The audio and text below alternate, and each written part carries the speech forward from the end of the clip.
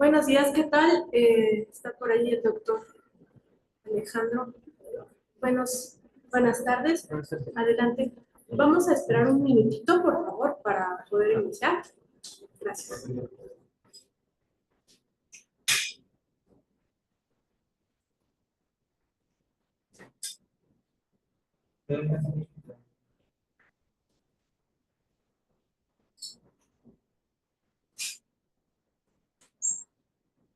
¿Qué tal, doctor? No sé si quiera ensayar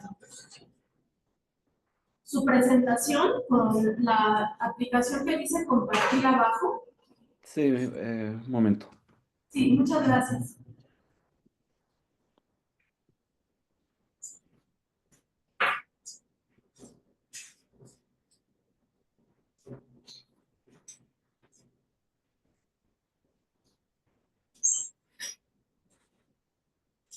¿Ya se puede ver? Sí se puede ver. Muy bien. Bueno, en un momentito empezamos. Muchas gracias por conectarse, doctor. Claro que sí. Adelante, adelante.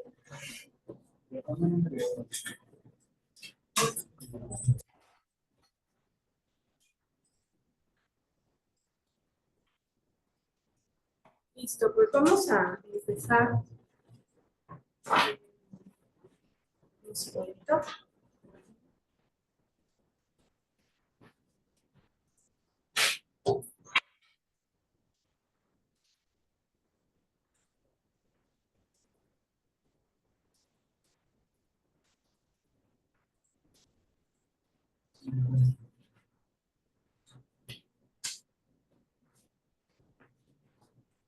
Bienvenidos y bienvenidas a todos a esta conferencia, penúltima conferencia del ciclo Entre la luz y la razón, a raíz de los 800 años de Tomás de Aquino y la filosofía de la Baja Edad Media. El día de hoy tenemos una ponencia, una conferencia realmente interesante que se llama ¿Qué entendemos por filosofía medieval? A cargo del doctor Alejandro Telcam. Él es de la UAM Iztapalapa. Bueno, les hablo un poco acerca de su currículum. El doctor Telcam, de padres alemanes, nació en Bogotá, Colombia. Estudió la licenciatura en filosofía, literatura hispánica y alemana en la Universidad Friedrich Alexander. Hizo una maestría en filosofía en la Universidad Católica de Lovaina, Bélgica, y se doctoró con una tesis sobre la teoría de la percepción de Tomás de Aquino en la Universidad Martín Lutero, en Alemania, tesis que fue publicada por la editorial Brill en Leiden, Holanda. Dio clases en la Pontificia Universidad Javeriana en Bogotá, la Universidad Nacional de Colombia y la Universidad Panamericana en México. Desde 2007 es profesor de tiempo completo en la Universidad Autónoma Metropolitana Campus Iztapalapa, es miembro del SNI. En 2015 fue director de la revista Signos Filosóficos del Departamento de Filosofía. Trabaja principalmente en el campo de la historia de la filosofía. Se ha especializado en aspectos de filosofía teórica, en el pensamiento medieval y filosofía social en la escolástica española y mexicana del siglo XVI. Sus últimas publicaciones versan sobre todo sobre este segundo eje temático. Se destaca la edición de un volumen de carácter multidisciplinario, acompañan The Early Modern Spanish Imperial Political and Social Thought, publicado en la editorial Brill, con la participación de especialistas de 9 países. También se ha dedicado a la traducción de textos filosóficos medievales al español y alemán en editoriales reconocidas como EUNSA en España o Meiner y Herder en Alemania. Un número aproximado de 60 publicaciones han sido hechas en español, alemán, inglés y han aparecido en editoriales de países como España, Brasil, Estados Unidos, Alemania, Bélgica, Francia, México, entre otros. Actualmente, me parece que esta es una información quizá que ya no está tan actualizada, trabaja en un volumen de una nueva colección en Alemania sobre el pensamiento político novohispano, que será publicado por la editorial Winter de la Universidad de Heidelberg. Y ha participado en muchos eventos, ha sido profesor invitado en una serie de universidades nacionales y en el extranjero. Actualmente es parte de la junta directiva de la Sociedad Internacional para el Estudio de la Filosofía Medieval, con sede en Lovaina, que es la asociación más antigua y prestigiosa dedicada al pensamiento medieval. Y pues le damos las gracias al doctor Alejandro Telkamp por haber permitido haber tomado la invitación a dar esta conferencia. Muchas gracias, doctor.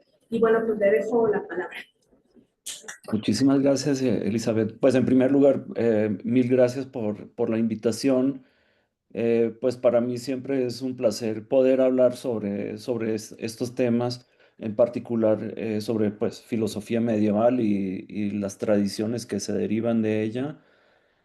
Em, y bueno, hoy lo que yo quisiera hacer hoy es más que nada un recorrido breve y unas cuantas pinceladas que indican la manera de cómo, en mi opinión, uno podría abordar lo que es medieval sin caer en los sesgos usuales de pensar que eso se reduce a un par de autores medianamente relevantes y que solamente algunos de ellos se pueden considerar como el ápice del pensamiento en aquel periodo, pues que de hecho usualmente en algunas tradiciones es considerado Tomás de Aquino.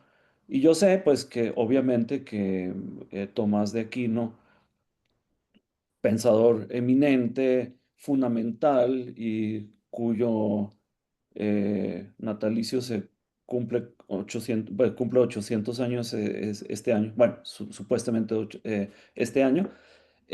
Pues quisiera yo entonces sugerir una visión un poquito más amplia y menos restringida de lo que tiene que ver con cómo hemos de entender filosofía medieval, pues conduciendo obviamente mis observaciones a lo que sería la Baja Edad Media, pero no solamente ella. Em, entonces voy a dividir esta intervención en cuatro partes. La primera es una observación breve sobre histórica sobre lo que es el periodo medieval. La segunda, acerca de qué es filosofía en aquel periodo. Luego hablaré sobre el famosísimo, celebérrimo tema de fe y razón, pero eso con el fin de mostrar que justamente digamos, como la intersección de filosofía y teología, justamente lo que genera es razonamiento filosófico de alto calibre. Y por último, eh, aportaré tal vez a la discusión ya bastante consolidada sobre lo que podría considerarse la esencia de la filosofía medieval. Entonces, voy a empezar propiamente con ello. Entonces, cuando hablamos de lo medieval, nosotros estamos predispuestos a pensar en gente maloliente que no hace mayor cosa sino seguir las indicaciones de un príncipe o un rey y, por supuesto, no teniendo un horizonte intelectual mucho mayor que el que le permite tener el sacerdote.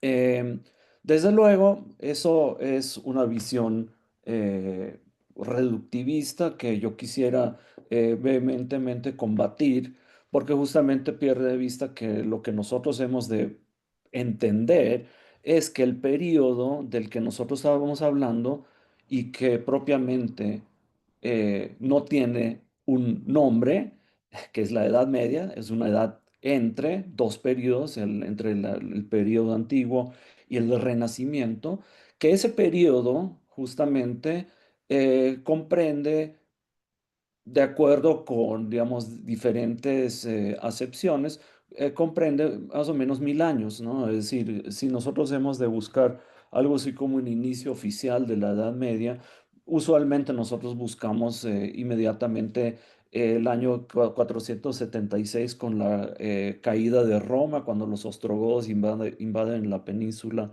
y se quedan con Roma. Y usualmente consideramos que oficialmente termina la Edad Media con la caída de Constantinopla, ¿no? Cuando los otomanos eh, toman Constantinopla y erradican el cristianismo allá. Entonces, para nosotros, el eje conceptual de lo que es Edad Media versa en torno a lo que ha llamado Alain de Libera una noción de romanidad europea.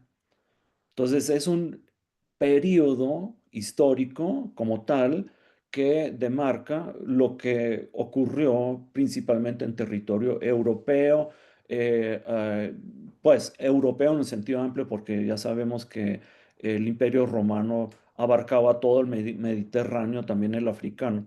Eso es un punto muy importante. Entonces, en ese sentido, hablar de medieval es propiamente una noción historiográfica que aplica principalmente a Europa, pero no, por ejemplo, a China o a Mesoamérica.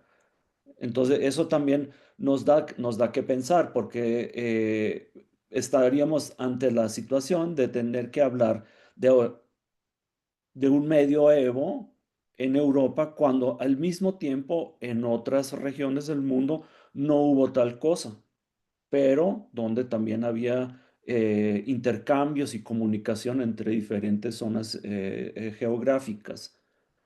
Entonces, la idea de la Edad Media obedece entonces a un vacío, digamos, un vacío interpretativo que cuando autores en el Renacimiento empezaron a desmarcarse de esos autores escolásticos rancios y demás, no les atribuían propiamente una característica histórica propia.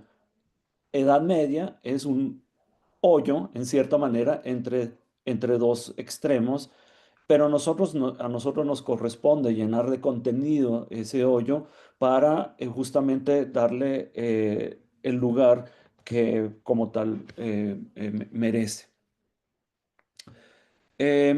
Bueno, el carácter europeo de la Edad Media, pues eso nada más lo puse aquí de una manera muy sucinta. Lo podemos observar acá, es decir, en el siglo sexto, de la división de las diferentes zonas de influencia políticas que paulatinamente se transformarían cuando hasta el siglo XII, XIII, nosotros obtenemos una situación, y esa es la situación que nos interesa particularmente, es cuando nosotros observamos que Europa ya ha empezado como a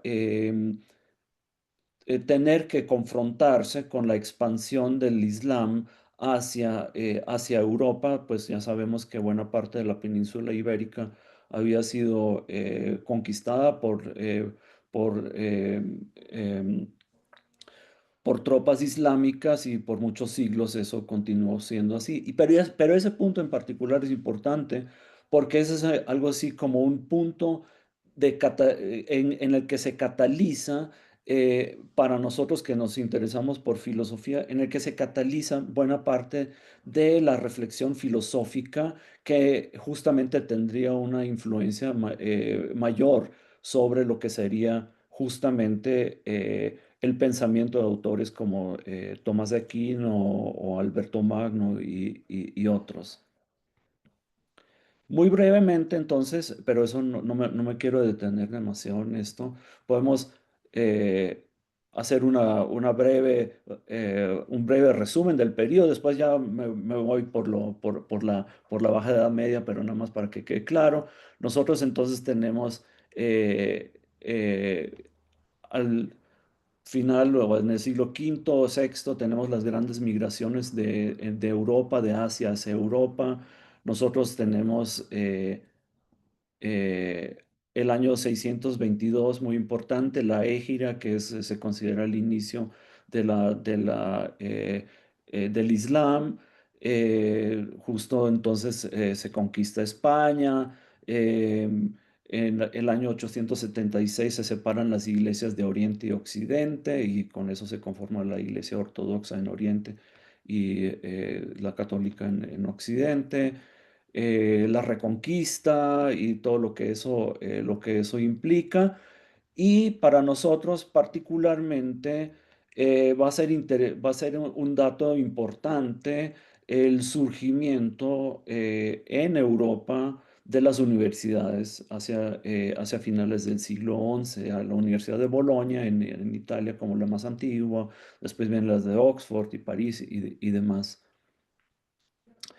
Em, bueno, tenemos cruzadas y demás, y ya entrando hacia el siglo XII, XIII y XIV, nosotros en el plano político lo que podemos observar es un conflicto permanente, latente, no siempre abierto, pero algunas veces sí, entre el emperador y el papa.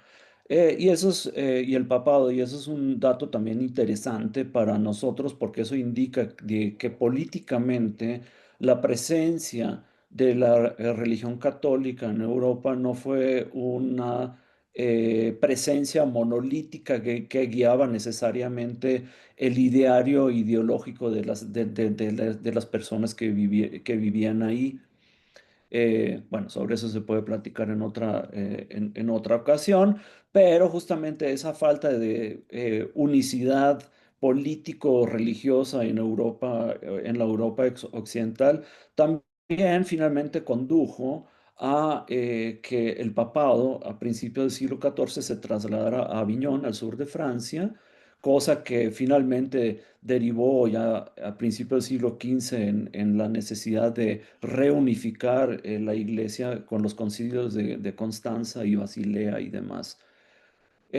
Podemos detener esta breve línea del tiempo con la muerte negra, ya sabemos, la gran epidemia,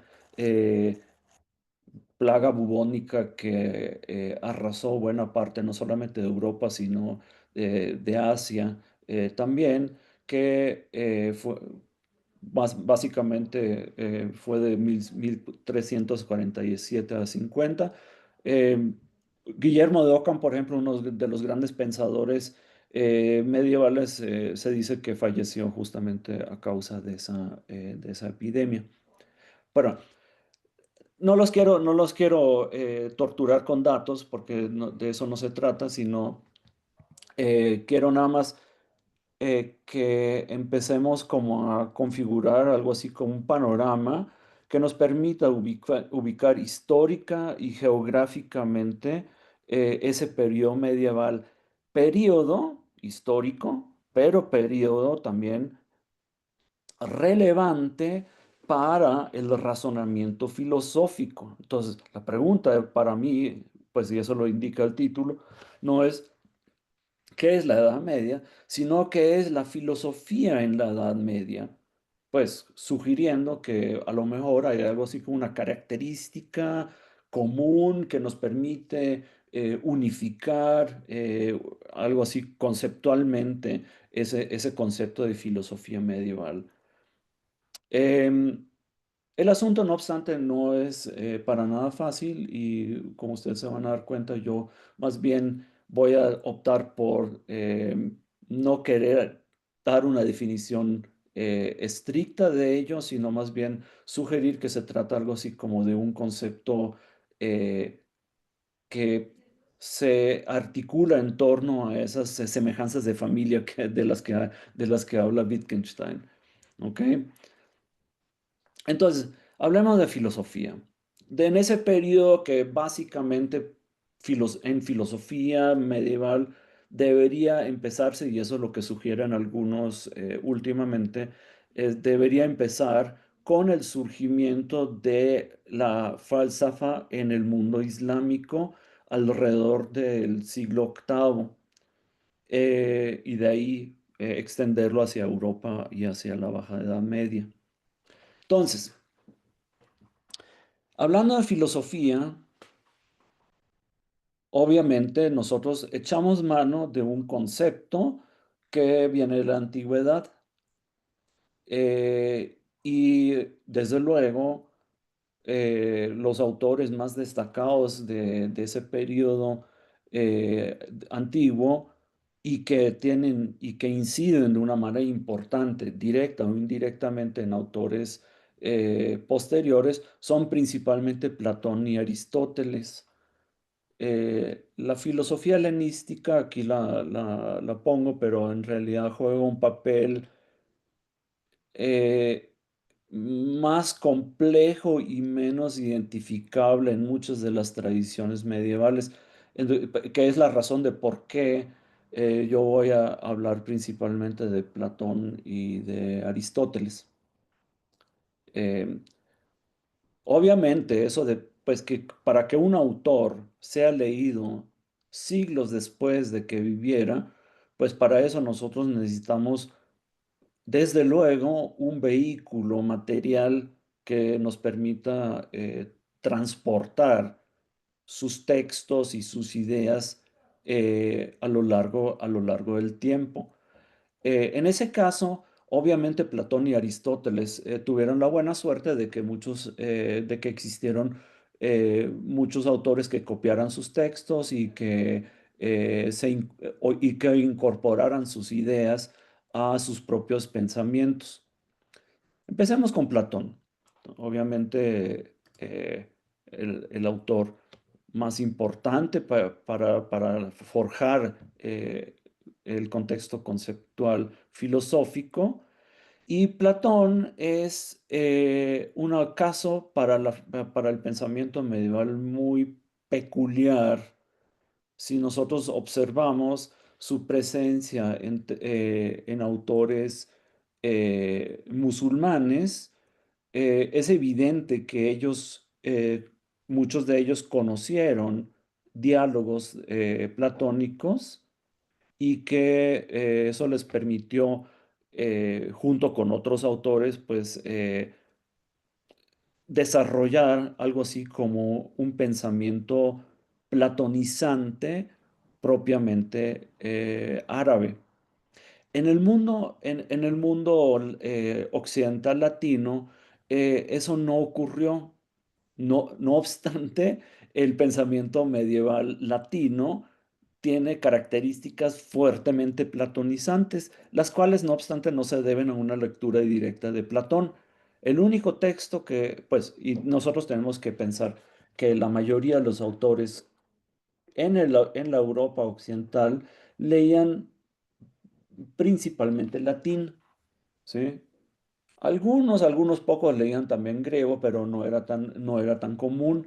Y por lo tanto, buena parte de los autores dependían de que los textos se tradujeran del griego al latín.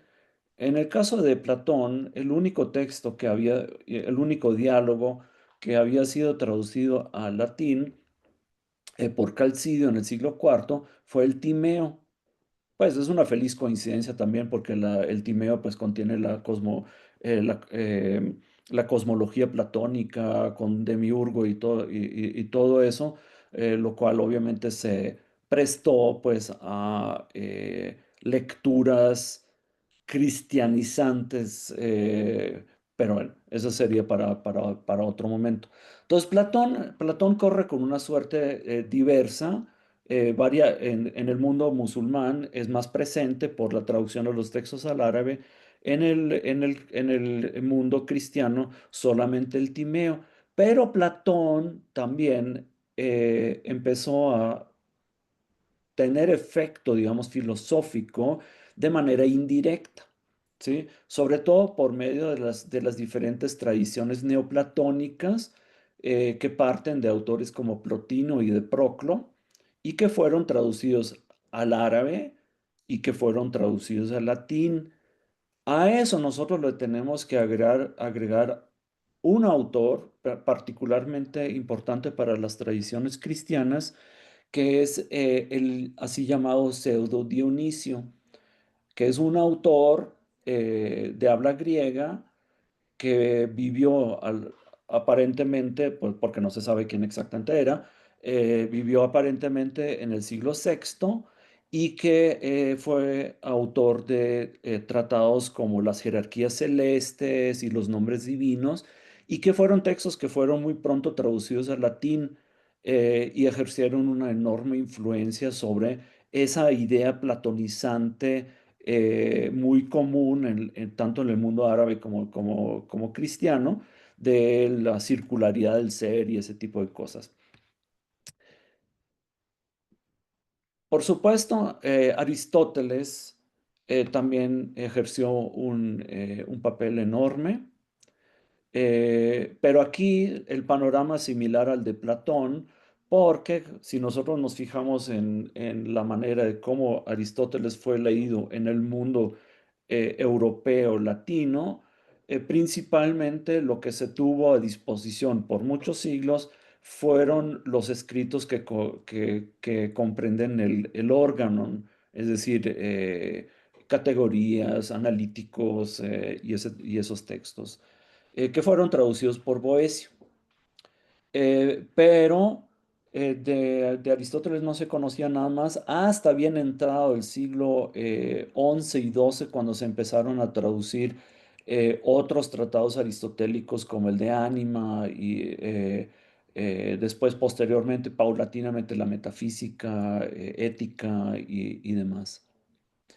Eso contrasta de una manera muy notable con la manera como Aristóteles fue leído en el mundo árabe, porque cuando se establece hacia el siglo octavo el califato de Bagdad, existía un interés muy fuerte por desarrollar algo así como propiamente una suerte como de teología racional en el mundo islámico, y resultado de ese interés fue justamente la consecución de textos de Aristóteles, de Galeno y otros autores griegos eh, que fueron traducidos al árabe y que permitieron pues justamente desarrollar algo así como una forma no propiamente fideísta de la religión, sino también compatible con nociones pues, de fundamento racional. Y en eso Aristóteles juega un papel muy importante. También significa dado que Aristóteles ya había entrado al mundo musulmán mucho antes que en la Europa occidental, fue que cuando en el siglo XIII, XII y XIII se empiezan a traducir textos de pensadores árabes al latín, pues que ellos justamente se convertirían en los transmisores y en los propagadores de una interpretación de Aristóteles. Entonces, muy paradójicamente para nosotros, fueron justamente no europeos que empezaron a forjar una interpretación de Aristóteles y de la filosofía en el mundo cristiano de la Baja Edad Media. Permanentes referentes como Avicena y Averroes. Ahora bien, bueno, ya sabemos, ya lo había platicado, para que los textos se pudieran leer, primero era necesario que existieran, ¿no? Es decir, que existiera un pergamino, un papel, un papiro, cualquier cosa que se pudiese preservar a lo largo del tiempo. Primero eso. Segundo, es importante que para la formación y la conformación del pensamiento filosófico en el periodo medieval, que esos textos se tradujeran al idioma más común en la región donde se querían leer, es decir, del griego al latín, del griego al árabe o del árabe al latín. Eso no es para menos, ¿no? Es decir, nosotros tenemos que reconocer siempre la para así decirlo, la alteridad del texto cuando nosotros lo tenemos al frente.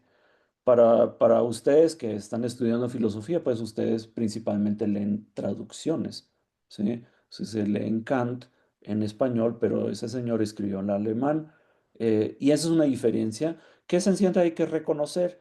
Es decir, que la conceptualidad que proviene de un idioma y que es traducido a otro, desde luego va a empezar a generar cambios en la manera de cómo se percibe el pensamiento de un determinado autor.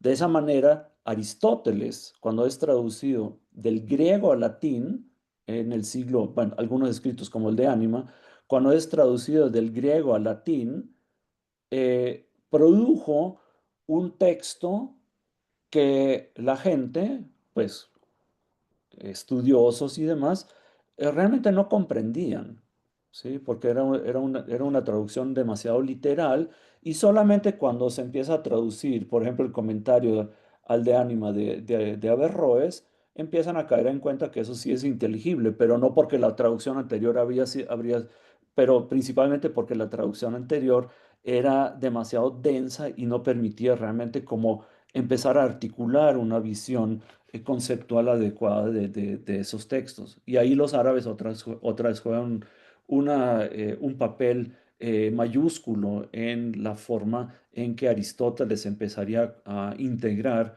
al pensamiento filosófico europeo de la Baja Edad Media. Bien, cuando hablamos de esa Europa medieval, desde luego otro aspecto que nosotros hemos de tener en cuenta es eh, quiénes hacían filosofía y cómo lo hacían, ¿no? Es decir, no estamos hablando de un periodo donde la alfabetización había sido muy extensa. Eh, y desde luego es claro que, pues, no solamente en el mundo cristiano, pero de ese voy a hablar acá, es claro que el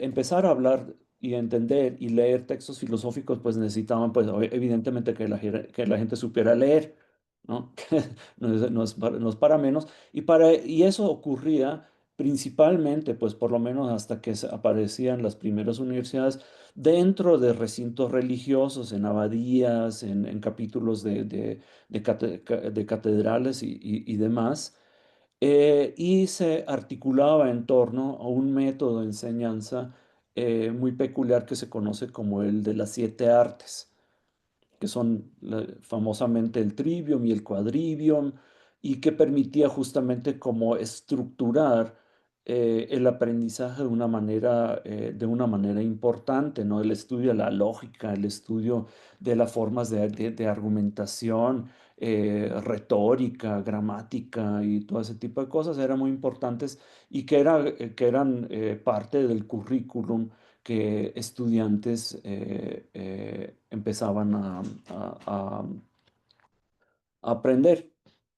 Entonces, eh, eso también lo que nos deja claro eso es que quienes en la Europa latina, quienes empezaban y se dedicaban a estudiar, que eran principalmente religiosos y jóvenes que estaban pues destinados a seguir una carrera eclesiástica. Eso no era, no obstante, algo necesario, sobre todo no porque con la aparición de las universidades en Europa se empieza a gestar algo así como una suerte, no lo digo con cuidado, no me vayan a entender mal, como una suerte como de secularización de la enseñanza, pese a que obviamente en las universidades se enseñaba teología, pues empezaba como a profesionalizar la enseñanza y había propiamente una carrera de artes que era filosofía, de medicina y de derecho y desde luego de teología. Las universidades lo que hacen es sacar la enseñanza superior de la esfera y la influencia directa de la iglesia. Y eso es un verdadero hito que hacía que los justamente reyes y príncipes tuvieran un mayor control sobre lo que se enseñaba. Pero eso no quiere decir que la iglesia no jugara ningún papel, obviamente. Estamos muy lejos de ello. Entonces, con estas breves observaciones, quisiera pasar al siguiente paso y ver cómo es que nosotros vemos implementado esa forma de eh, conceptualización en un caso concreto de argumentación filosófica que no obstante se genera a partir de un interés principalmente teológico.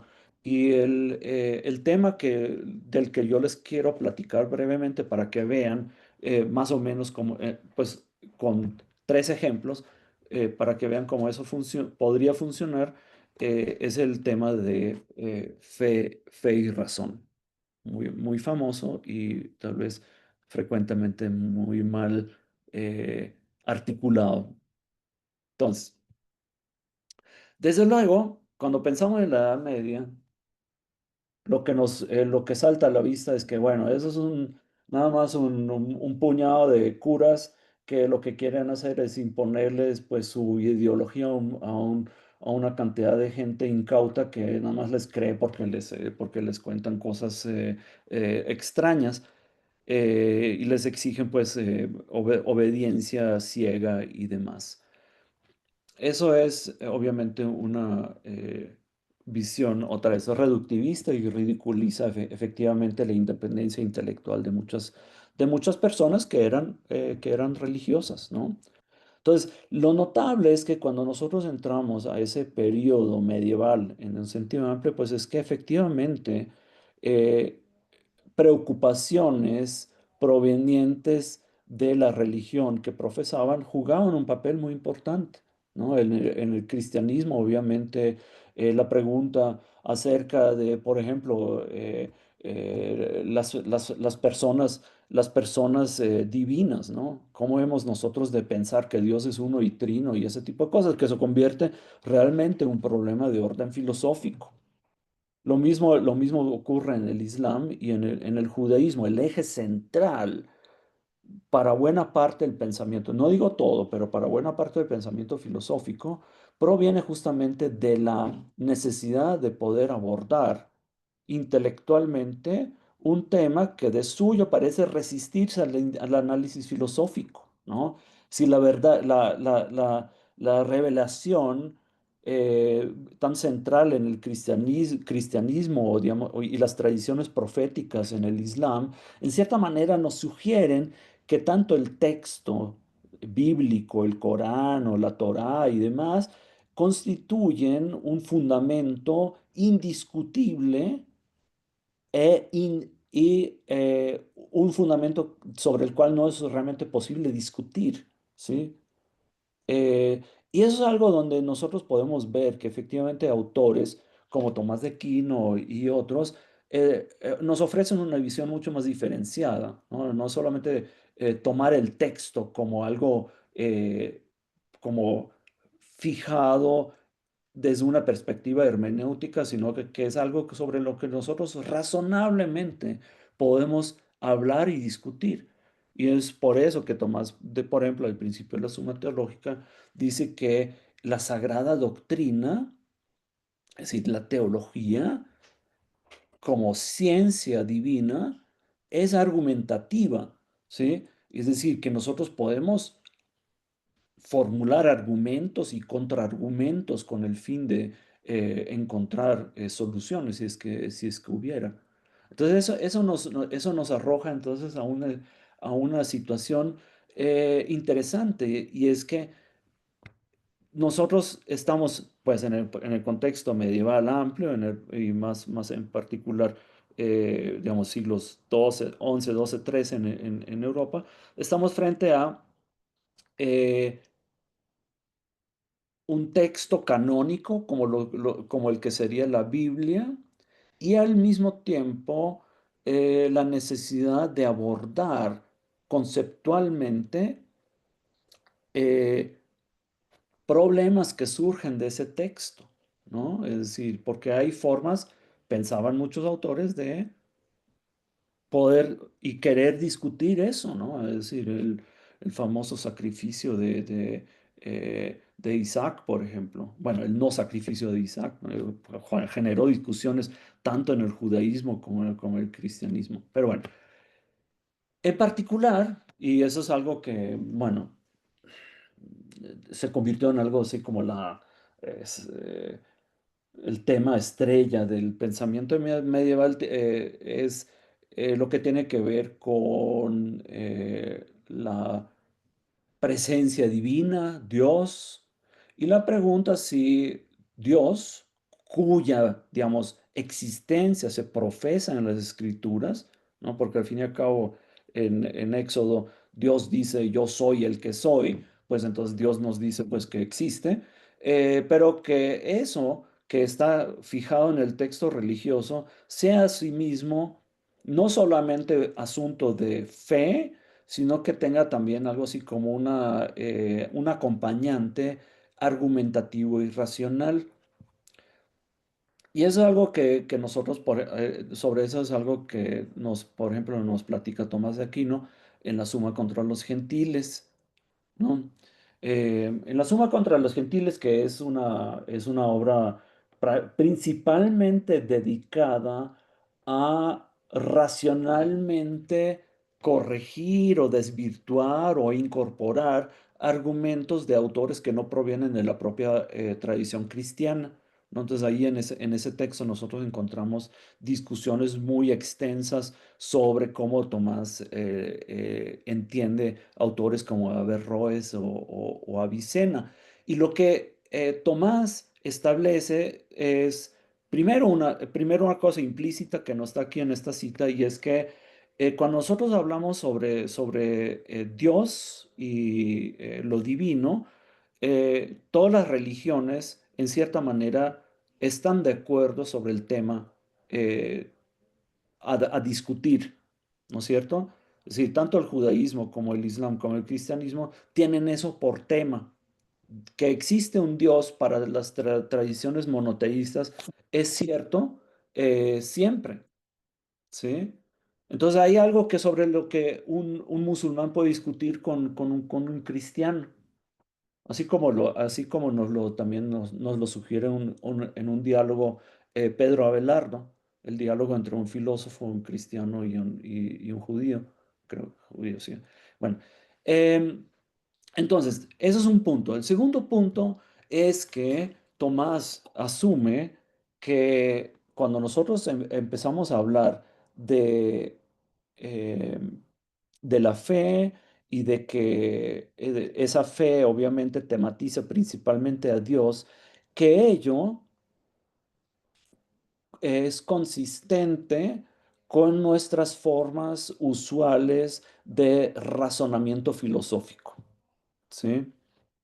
Y la manera de cómo Tomás nos lo presenta es que lo que nosotros naturalmente somos capaces de entender con lo que él llama la razón natural, no puede realmente contradecir ese fundamento propiamente religioso de la teología, ¿no? Es por eso que él concluye en la cita que ustedes tienen al frente, que es imposible que los principios conocidos naturalmente por la razón sean contrarios a los de la fe. Entonces tenemos algo así como una coherencia entre lo que la fe arroja teológicamente y lo que, por razón natural, nosotros podemos analizar filosóficamente. Y eso es lo que permite que, en el caso de Tomás de Aquino en particular, que nosotros podamos intentar filosóficamente eh, querer demostrar la existencia de Dios, ¿sí? Uno pensaría, ¿para qué necesita hacer eso, no? ¿Para qué necesitamos demostrar la existencia de Dios? Y pues ya la Biblia lo dice y todos son fieles creyentes. Si todos son fieles creyentes, ¿para qué demostrar la existencia de Dios? Y para Tomás es claro, porque para nosotros la razón natural, eso, pues nuestra capacidad propia de razonar, es algo así como una propiedad esencial nuestra que nosotros realmente deberíamos emplear siempre, aun cuando ciertas cosas se nos proponen como ciertas, ¿sí? Entonces es algo así como un llamado a cuestionar críticamente aquellas cosas que yo de todas maneras creo que son verdaderas, ¿sí? Es porque también el origen de atribuirle verdad a una proposición teológica que pertenece a los artículos de fe y demás, pues tiene que ser corroborado racionalmente. Eso es un poco la idea que tiene Tomás en la suma contra los gentiles, pero que también subyace a otros textos que él tiene. Un argumento, pues hablando de la existencia de Dios, ¿no? Que yo no quería omitir acá, es el famosísimo argumento ontológico de Anselmo de Canterbury. ¿Ok? No voy a... es un texto muy interesante, es el proslogion de Anselmo, y es un argumento que sigue y siguió a lo largo de los siglos suscitando el interés de autores de talla filosófica como Kant, Russell y, bueno, el mismo Tomás de Aquino lo menciona y lo critica, ¿no? Y nada más es Russell en la historia de la filosofía occidental quien dice que, bueno, que independientemente de que el argumento sea correcto o incorrecto, es un argumento muy bueno que tiene que ser tratado con respeto, ¿sí? Entonces, sí, bueno, pues, bueno, tratemos los autores con respeto. Es gente de talla intelectual superior, ¿no? Es decir, no importa que sea un benedictino, esa gente era muy buena en lo que hacían, pensando, ¿no? Es decir, cosa que a veces a nosotros nos cuesta, a ellos no les costaba tanto. Entonces, el Proslogian es un texto interesante porque Anselmo lo que quiere mostrar es, como él dice, con un solo argumento, que Dios es y cómo Dios es. Y él dice, bueno, de lo uno, que Dios exista, de sí podemos hablar racionalmente, pero no podemos hablar racionalmente sobre cómo Dios es. Es decir, no podemos realmente abordar racionalmente sus características esenciales, porque sencillamente eso supera nuestra capacidad limitada de análisis. Me voy a enfocar y eso es casi que lo que todo el mundo hace cuando hablan de Anselmo, hablan del capítulo 2 del Proslogion. Perdón por este montón de texto, pero eh, nada más voy a tratar de repasarlo rápidamente para que ustedes entiendan que lo que él hace es son cosas interesantes, ¿no? Filosóficamente hablando. Yo agarré el texto del Proslogion de Tecnos, de Rivas y Corominas, pero cambié algunas cosas porque yo pienso que en un asunto central, esa traducción está fatalmente mal, ¿ok? No voy a entrar en eso, solamente voy a poner mi traducción que yo pienso que es la correcta, porque también concuerda con todas las demás traducciones que hay al inglés, al francés, al alemán. La española, curiosamente, y muchas españolas, todas cometen el mismo error, pero bueno.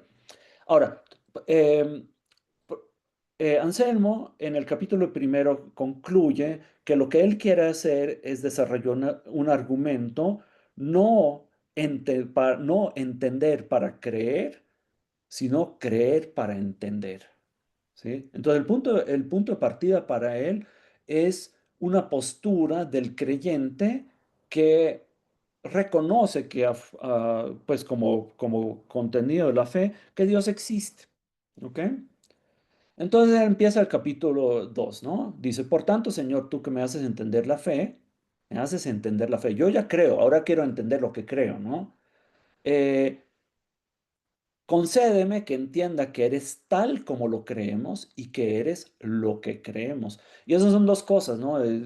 Uno, entender que eres tal como creemos es tratar de entender la esencia y que eres lo que creemos es, pues, que existe, ¿no? Y ahora, punto clave, y eso está mal en casi todas las traducciones del español, empieza con una definición nominal de esa creencia, ¿sí? ¿Qué es Dios como contenido de creencia, contenido de fe? Y él dice, creemos que eres algo de lo cual nada mayor puede pensarse. Hay una expresión ya similar en Séneca, de hecho, ¿no? Creemos que tú eres algo de lo cual nada mayor puede pensarse. Es muy importante esa traducción precisa porque eso justamente permite a Anselmo a continuación desarrollar algo así, pues lo que en mi opinión es una reducción al absurdo, ¿sí? Porque lo que él hace a continuación es lo siguiente, introduce la figura del insensato, el de los salmos, y el insensato, pues obviamente siendo un poco bobo, lo que dice es que Dios no existe. ¿Ok? No es porque Anselmo le interese convencer al insensato de creer en Dios. Lo que él quiere es que tengamos un punto de partida que nosotros podamos de una manera definitivamente demostrar como no válido. ¿Sí? Lo que él quiere mostrar como inválido es la afirmación de que Dios no existe. ¿Sí? Obviamente en la Edad Media, pues esas cosas no se podían decir sin ser castigados, es por eso que echa mano de los salmos. Entonces, el insensato dice Dios no existe, pero si yo le digo al insensato que Dios es algo de lo cual nada mayor puede pensarse, y asumiendo que el insensato no es tan insensato como para no entender eso, entonces el insensato, al entender gramaticalmente y lingüísticamente la expresión que Dios es aquello de lo cual nada mayor puede pensarse, tiene en su entendimiento algo que es la comprensión de una fórmula bien formada, que es algo que Dios es algo de lo cual la mayor puede pensarse. Si lo entiende, ya tiene, dice Anselmo, ya existe en su mente justamente eso, algo de lo cual la mayor puede pensarse. Con el ejemplo del pintor que él agrega a continuación, lo que hace es mostrar o agregar una premisa que hace que ese argumento o que el argumento propiamente funcione, que es decir que existencia real es mayor que existencia en la mente, ¿no? Y el ejemplo, pues, contrario a lo que sugiere Kant, eh, Anselmo dice, bueno, pues en realidad el pintor, antes de pintar el cuadro, cuando solamente tiene en mente lo que quiere hacer, pues puede pensar lo que quiera, pero mientras no exista en la realidad, no tiene realmente nada notable que mostrar. Solamente cuando el cuadro ya existe, le agregamos algo así como un más a la idea que tuvo el pintor, tener el cuadro, no solamente en la mente, sino en la realidad es mejor. O modificando el ejemplo de Kant, ¿no? Que dice que tener 100 eh, dólares en el bolsillo o solamente en la mente, pues el tenerlo en la bolsilla no le agrega ni un solo dólar en el bolsillo, ¿sí? Pero para nosotros, obviamente, ese es un argumento, pues, no definitivo, porque nosotros pensamos que prefiero yo pensar en 100 pesos o pensar en ellos y tenerlos en el bolsillo, ¿qué es mejor? Pues ustedes deciden, ¿no? Em, Entonces, justamente ese es el punto. Pensar que algo existe en la realidad le agrega un plus a algo que solamente tenemos en la mente. Y eso es lo que necesita Anselmo para mostrar que lo que hace o lo que piensa el insensato no puede ser cierto. Porque si el insensato dijera, aquello lo cual nada mayor puede pensarse, solo existe en la mente, pero no en la realidad, y si acepta que existencia en la realidad es mayor, ya se está contradiciendo, porque tendría que asumir que aquello lo cual puede pensarse no solamente existe en la mente, sino también en la realidad. Y por lo tanto, colorín colorado, demostramos la existencia de Dios. Eh, claro, miren, ese argumento es de una astucia y de una originalidad realmente inaudita, ¿sí? Y es por eso que generó tanta tradición y tanta discusión, porque realmente nos da que pensar. Aquí pues, tenemos la impresión, como lo pensaría Tomás de Aquino, que Anselmo nos quiere engañar. Lo que quiere hacer Anselmo, y eso es lo que le va a decir a Gaunilo, que es un monje que escribió una suerte de réplica, lo que quiere mostrar es que la existencia de Dios es un asunto que se establece exclusivamente, si es que la podemos entender, exclusivamente en el ámbito de la racionalidad y no recurriendo a instancias empíricas a priori. ¿Ok? Ahora, ese argumento filosóficamente sigue siendo impresionantemente original como filosofía, ¿sí? Es un monje benedictino que nos lanza eso y siglos después seguimos hablando de él. ¿Por qué? Porque es un argumento que filosóficamente sigue siendo relevante. Entonces, ahí vemos cómo se articula justamente esa noción de fe como algo inapelable con la necesidad de querer entender lo que se cree, ¿sí? Y aquí tenemos el ejemplo de Anselmo. Otra perspectiva sobre lo que es fe y razón y cómo es que el filósofo se enfrenta a contenidos de orden canónico digamos, doctrinal, es el filósofo musulmán Ibn Rushd, conocido como Averroes. Ups, perdón. En el tratado en un escrito que es muy interesante, que se conoce como el Tratado Decisivo, nos ofrece Averroes, desde la perspectiva islámica, una visión de cómo nosotros como filósofos podemos tratar de incorporar filosóficamente los contenidos profesados por los textos sagrados y por la fe y la profecía además, y darles un sustento propiamente filosófico, ¿sí? Pues obviamente Averroes en lo que propone es de una radicalidad realmente notable, ¿no? Y no sobra decir que es justamente lo que llevó a que él tuviera problemas muy severos con la ortodoxia religiosa y los gobernantes en Córdoba a finales del siglo XII. Pues lo exiliaron, ¿no? Es decir, cosa que se hacía en ese entonces.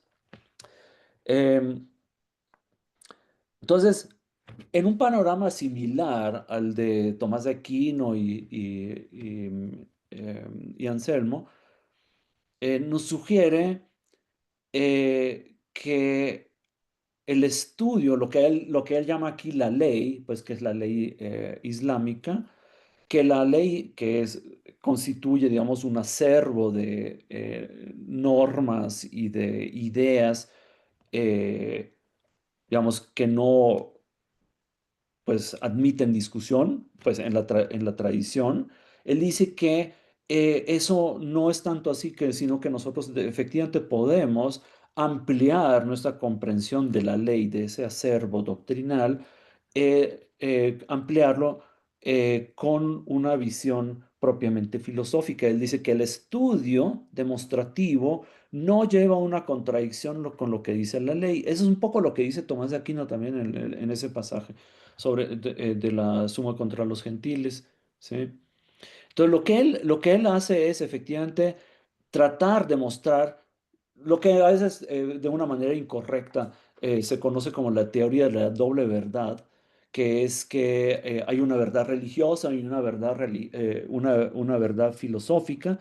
En realidad, Averroes quiere mostrar que propiamente el análisis filosófico de las escrituras, de la ley, lo que hace es revelarnos el sentido propio de esos escritos. Entonces no son dos verdades, sino que es una sola verdad a la que el análisis filosófico nos conduce si nosotros lo hacemos correctamente.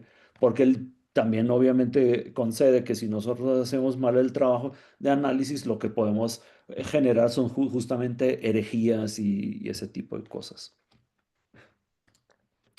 Entonces, eh, lo que caracteriza, bueno, aquí obviamente haciendo caso omiso a un montón de cosas, lo que caracteriza al Tratado Decisivo de Averroes es justamente la idea que justamente los escritos canónicos, la ley o lo que sea, es susceptible de ser interpretado, ¿sí?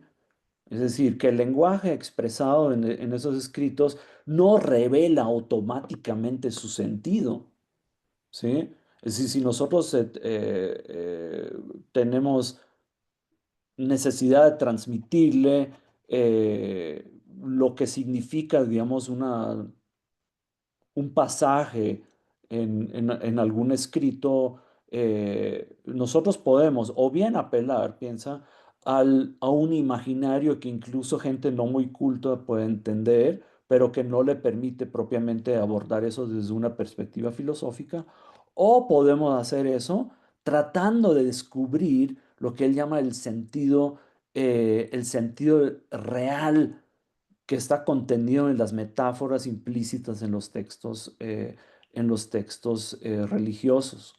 ¿Ok? Entonces esa es una visión muy arriesgada, porque lo que dice es que propiamente el filósofo lo que hace o lo que tiene son las herramientas idóneas para poder interpretar textos religiosos. El imán en la mezquita lo que hace es emplear un lenguaje metafórico que la gente entiende, ¿no? La gente no muy culta entiende y nada más los exhorta a comportarse bien, ¿sí? Pues lo cual está bien, ¿no? Pero eso no es propiamente algo que el filósofo considere como suficiente. Entonces, eh, el filósofo entonces lo que hace es tratar por medio de la interpretación y el reconocimiento de que pueden haber interpretaciones alternativas, tratar de encontrar algo así como la mejor interpretación posible, ¿no? Que se deduzca demostrativamente de ciertas premisas y que nos conduzcan a una ciencia de lo divino. El método de la demostración, no obstante, lo que nos demuestra es justamente que Averroes, como buen aristotélico, lo que hace es echar mano principalmente de analíticos primeros y posteriores, ¿ok? Para hacer, para mostrar, lo digo así de una manera un poco exagerada tal vez, para mostrar que el filósofo, al fin y al cabo, termina siendo el mejor teólogo, ¿sí? Los religiosos, pues nada más lo que hacen es platicar sobre metáforas o repetir metáforas. El filósofo lo que hace es analizar las metáforas para descubrir algo así como un fundamento racional que sea propiamente resultado de una demostración. Y eso entonces lleva a una situación muy interesante que es la que, bueno, no solamente él tiene, sino también su compatriota judío Moisés Maimónides, que es el distinguir entre un sentido oculto y un sentido literal de las escrituras. ¿Ok? El sentido literal es el que pues se manifiesta en el texto tal como lo leemos. ¿Ok?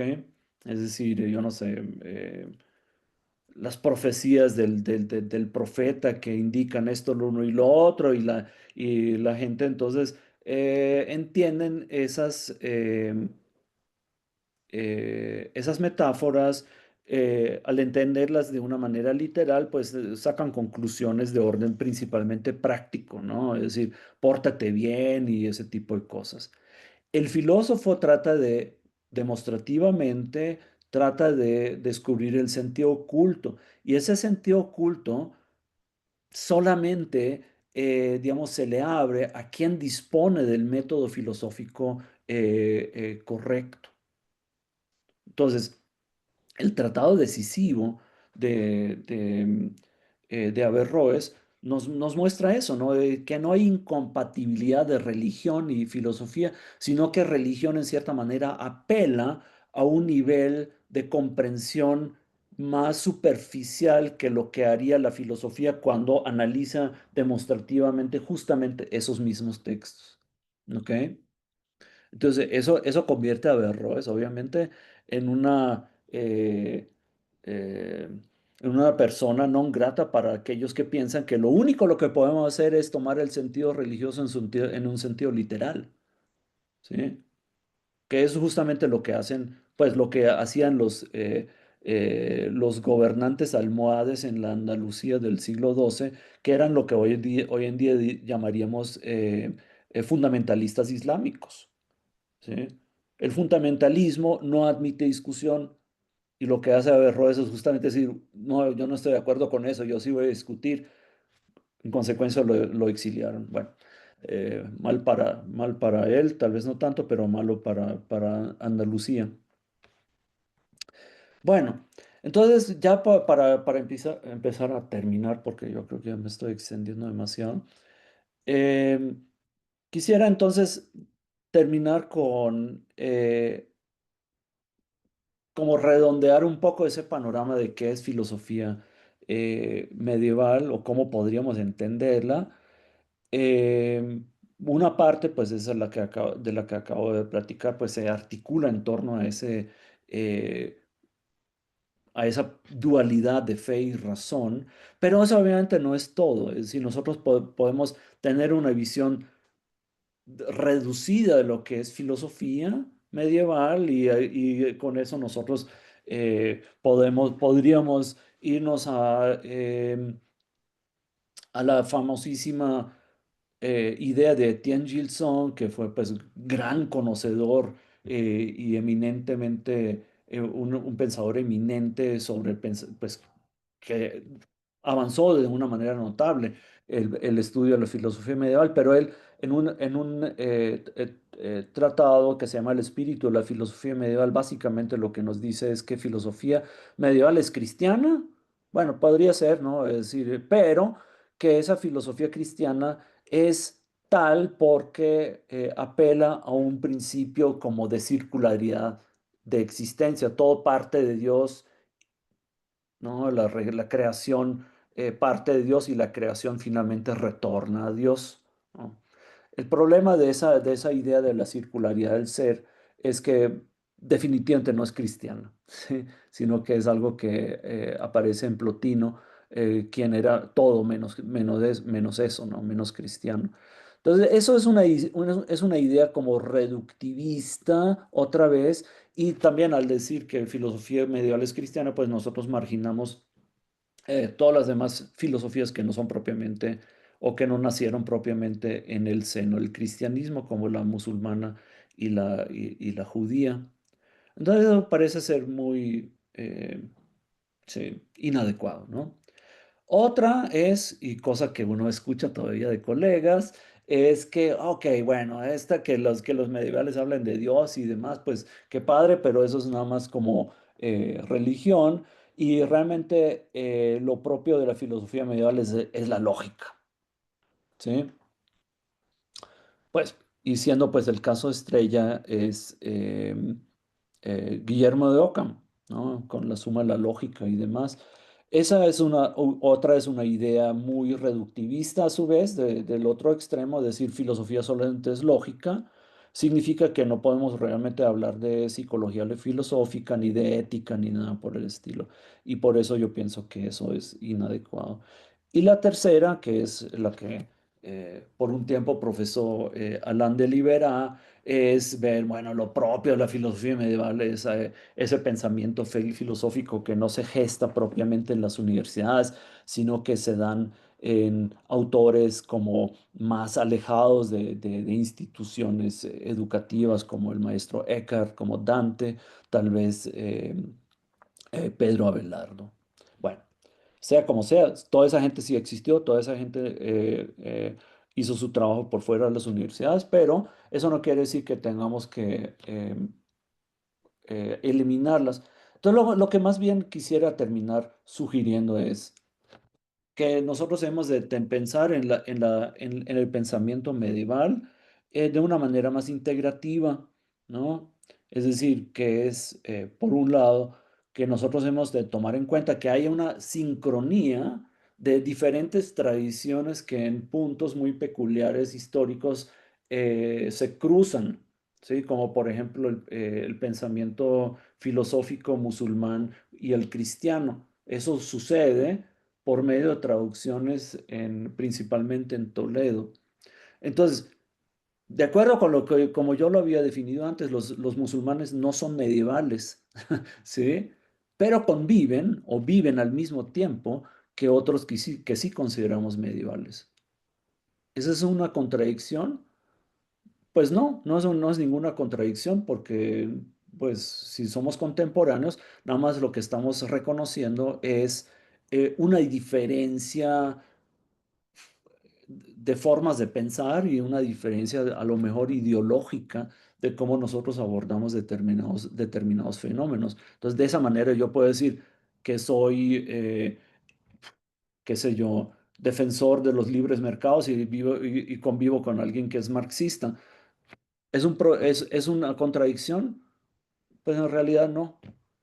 Si nos dedicamos a discutir civilmente sobre esas cosas, no hay ningún problema.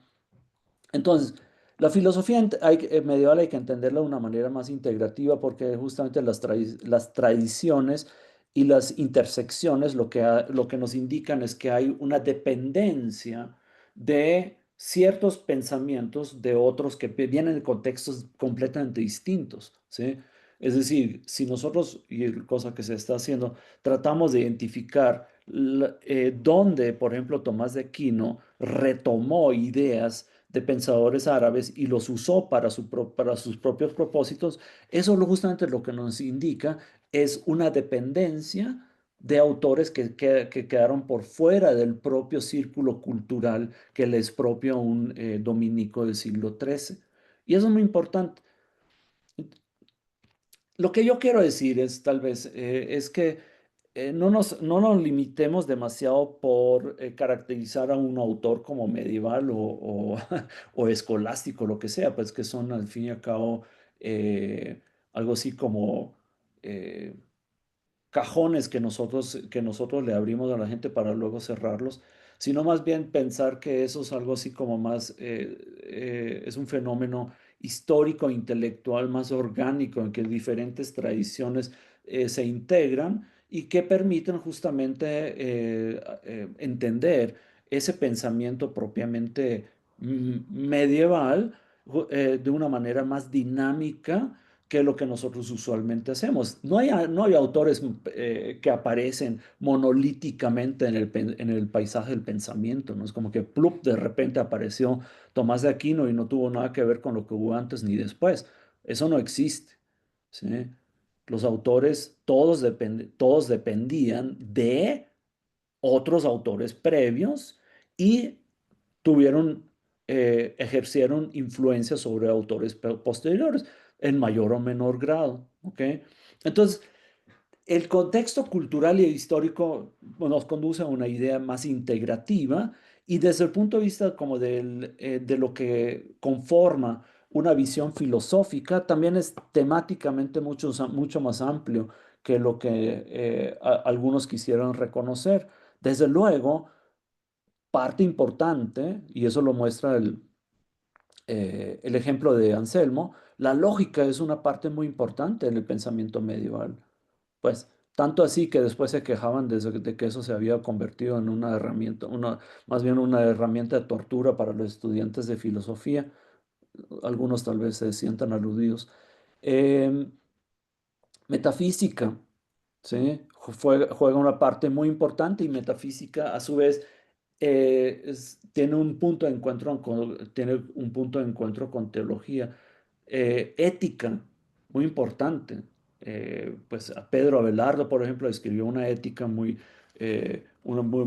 importante y luego en las tradiciones aristotélicas que integran la ética nicómaco al pensamiento filosófico y el pensamiento político. Hay un pensamiento político muy fuerte tanto en las tradiciones musulmanas como en las tradiciones cristianas, que lo que nos sugieren es que efectivamente eh, a lo que nosotros nos estamos enfrentando acá es un contexto que es caracterizado por una gran dinámica discursiva en la que las propuestas y contrapropuestas se debatían controversialmente.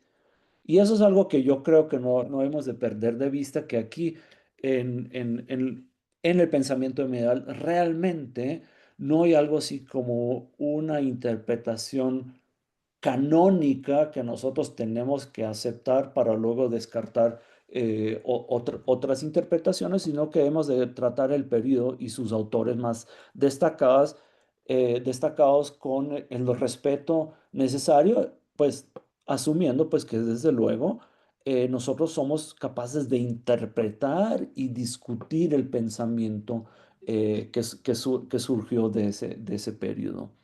Entonces con eso yo termino y, uy, bueno, creo que ya no tengo mucho tiempo para preguntas, pero bueno, si hay preguntas, les pido que las hagan. Gracias. Gracias. Voy a dejar de compartir. Tiempo para un par de preguntas.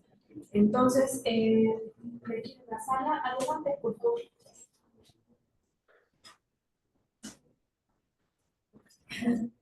Ok. Ah, eso, Buenas perfecto. tardes. Hola. Antes que nada, muchas gracias por su presentación. Esto es muy interesante. Y bueno, me presento, me llamo Ángel. Actualmente estoy cursando el cuarto semestre de la licenciatura y me gustaría preguntarle por qué este periodo de la filosofía, el que nos acaba de exponer, que pues es tan importante y que además pues tiene un gran número de autores muy interesantes, queda tachado de un poco como de oscuro, de una fase, una época oscura de la filosofía, y por este mismo motivo queda muchas veces omitido, ignorado, Ujú, o pues en un segundo plano, o simplemente reducido a pues los autores que, si bien son muy importantes, pues no es la totalidad del periodo, que serían pues San Agustín y Santo Tomás, y pues me gustaría saber su opinión sobre eso. Muchas gracias. sí, muchas gracias por la pregunta. Mira, a ver, el por qué hemos de dedicarnos a eso bueno, que creo yo, hay dos razones. Primero, porque muchos de los autores son sencillamente muy interesantes, ¿no? Es decir, lo que pasa es que el currículum normal de una licenciatura, pues no nos da realmente mucho tiempo para poder dedicarnos a más que a un par de pasajes de Tomás de Aquino y tal vez algo de las confesiones de San Agustín y ya está. Em, eso obviamente es un problema, pero desde luego, pues uno puede leer textos pues en su tiempo libre, ¿no? ¿Por qué? Primero, esos son interesantes en sí mismos y son interesantes históricamente, ¿ok? A diferencia lo llamo así con un cierto sesgo de la propaganda historiográfica moderna, que caracteriza pues todo lo medieval como obscuro, irrelevante, estéril, todo lo que ustedes quieren.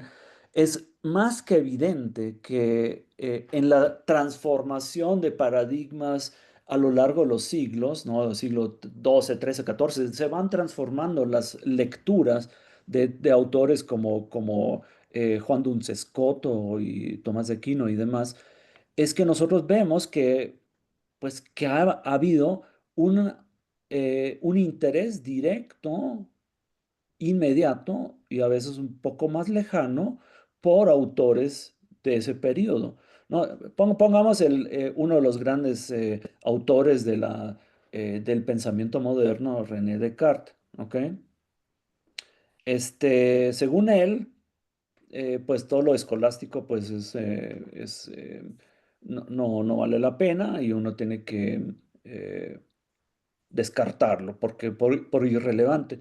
Pero desde luego fue el mismo Etienne Gilson quien al haber empezado a estudiar a Descartes, se dio cuenta pues que hay un fundamento escolástico muy importante, ¿sí? Es decir, que, por ejemplo, el aparato conceptual que habla de modos, de substancia, eh, necesidad, posibilidad y todo eso reposa sobre tradiciones muy consolidadas que provienen principalmente de ese periodo medieval del que habíamos hablado. Entonces, lo que yo pienso es que si uno realmente quiere en serio estudiar autores como Descartes, como Leibniz,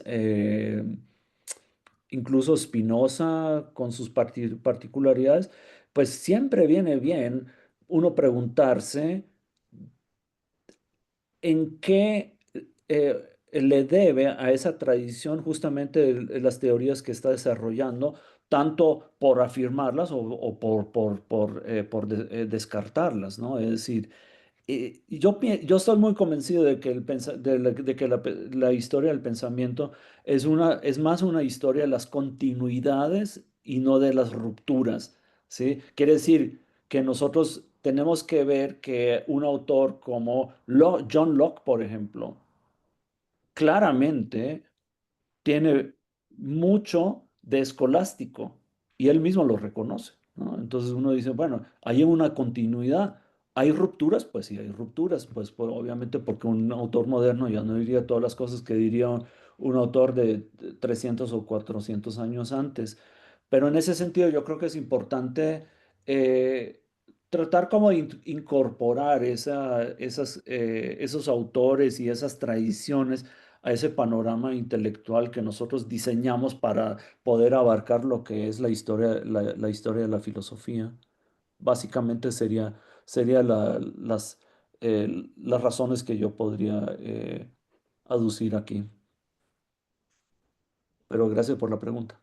Gracias. Adelante. Enrique. Luis. Hola, soy Luis, igual estoy en cuarto semestre con, Hola.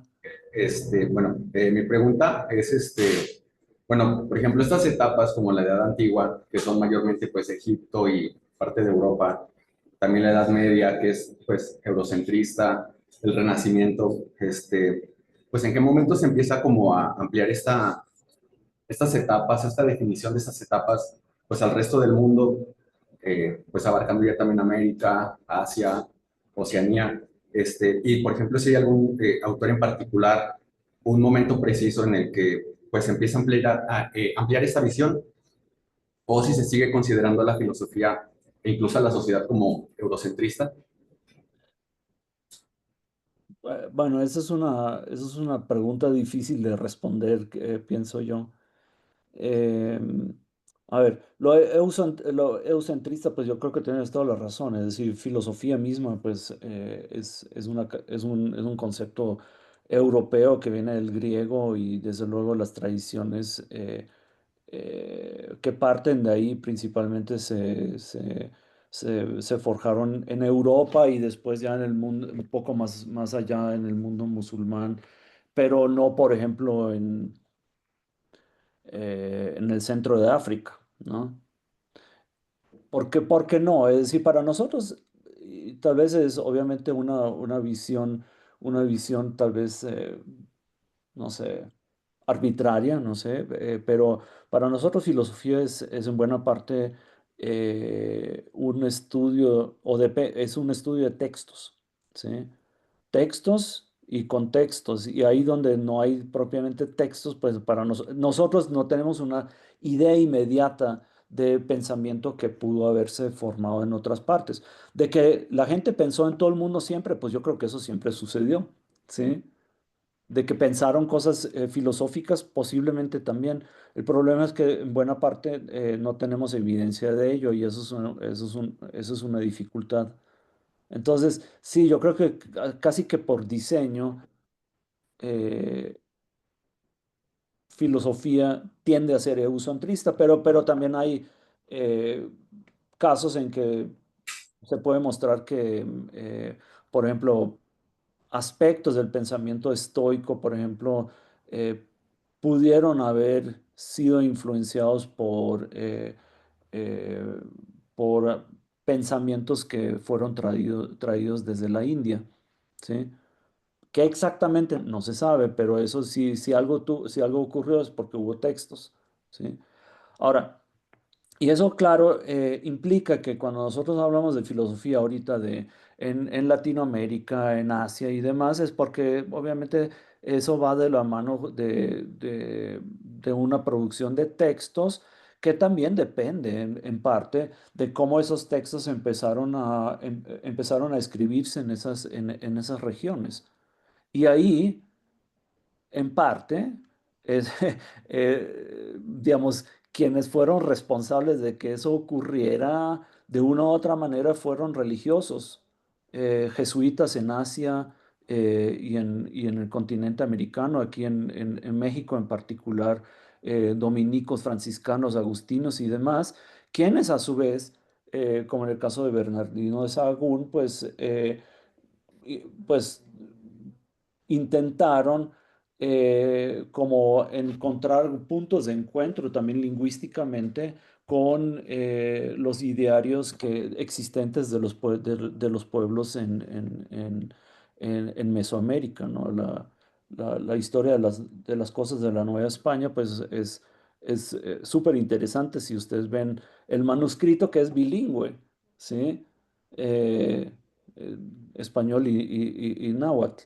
Entonces, pero sí, eso sigue siendo eurocentrista por el mero hecho de usar una escritura, ¿no? Entonces yo creo que en ese sentido tal vez el modelo europeo históricamente pues ganó la partida porque prácticamente pues si nosotros hacemos obviamente acá excepciones con China y otras escrituras, pero impuso, digamos, un régimen de narrativas que se escriben de una determinada forma y esos regímenes también determinan en buena medida, pues, la manera de cómo pensamos. Bueno, no una manera absoluta, ¿no? Es decir, obviamente, cada quien piensa finalmente lo que quiere, pero eso es un poco lo que yo creo. Pero muchas gracias por la pregunta. O sea, algo con lo que yo siempre batallo, como entender, como tratar como de abordarlo, no sé, es difícil omitir ese sesgo eurocentrista, para mí por lo menos. Tal vez son mis limitaciones intelectuales, pero no sé. Gracias. Gracias, Luis. Adelante, Enrique. Ah, Buenas tardes. Buenas Primero, tardes. gracias por su presentación. Eh, Mi pregunta es más que nada sobre si alguien que no está familiarizado con la filosofía medieval, ¿con qué idea o pensamiento clave le recomendaría a usted entender primero para saber su importancia de esta época? Bueno, digamos, hay diferentes... si uno quisiera empezar a leer autores del periodo, yo diría, empiecen con uno que sea sugerente, pues que sea lo suficientemente padre como para uno engancharlo, ¿no? Eh, yo no sé, Bueno, ya sabemos que San Agustín no es propiamente medieval, pero bueno, si uno quiere leer las confesiones de Agustín o algunos de los diálogos, eso siempre me llama mucho la atención, pero diría autores que uno diría que son sugerentes, Pedro Abelardo, por ejemplo, eh, o si, pues eso es si uno quiere directamente ir a un autor. Pero también hay introducciones digamos, introducciones muy buenas al pensamiento medieval. Algunas buenas en español. Está traducida ese tabique de Gilson, justamente la historia de la filosofía medieval, que son como 1000 páginas. No se los recomiendo inmediatamente porque pues eh, lo consiguen en papel, es muy pesado. Está la historia de la filosofía medieval de Joseph Sarañana, que me parece bastante buena, y otras. Es decir, literatura buena hay mucha, en otros idiomas también, en inglés, obviamente, pero luego también hay muchas cosas malas, entonces siempre debería empezar con leer las cosas buenas. Em, Tienen que tener, son además como sugerencias, y no solamente para autores medievales, sino en general. Cuando ustedes usen una edición de un texto, siempre tengan cuidado de que sea de un, digamos, conocedor reconocido del tema sobre el que habla, publicado en una editorial, digamos, reconocida, que tenga una introducción buena, que tenga el aparato bibliográfico completo y este tipo de cosas. Y todo eso son señales de que tenemos un texto confiable. Al fin y al cabo de eso se trata. El caso que yo les había platicado de Anselmo era ese, ¿no? Es decir, en algún momento en las traducciones al español, empezaron a traducir mal esa definición nominal de que Dios es aquello de lo cual nada mayor puede pensarse. Y dijeron, Dios es aquello mayor de lo cual nada puede pensarse. Y eso está mal, ¿sí? Entonces tenemos que hacer lo propio para evitar ese tipo de malentendidos. Entonces la buena literatura en general nos ayuda pues a evitarlo. Pero pues si quieres después te puedo dar unas sugerencias. Muchas gracias. Gracias. Gracias.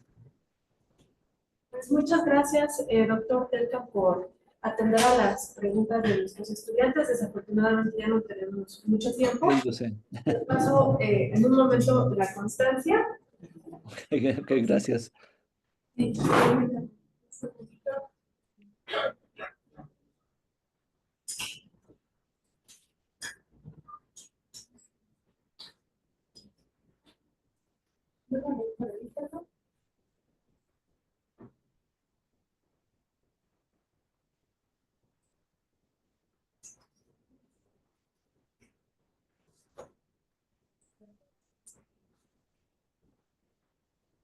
Bueno, hizo un merecido aplauso. Gracias.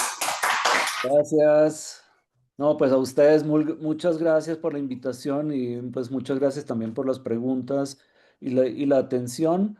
Y bueno, pues no desestimen a lo medieval solamente por ser medieval. Muchas gracias, doctor. Gracias. Hasta luego. Gracias, nos vemos. Hasta luego.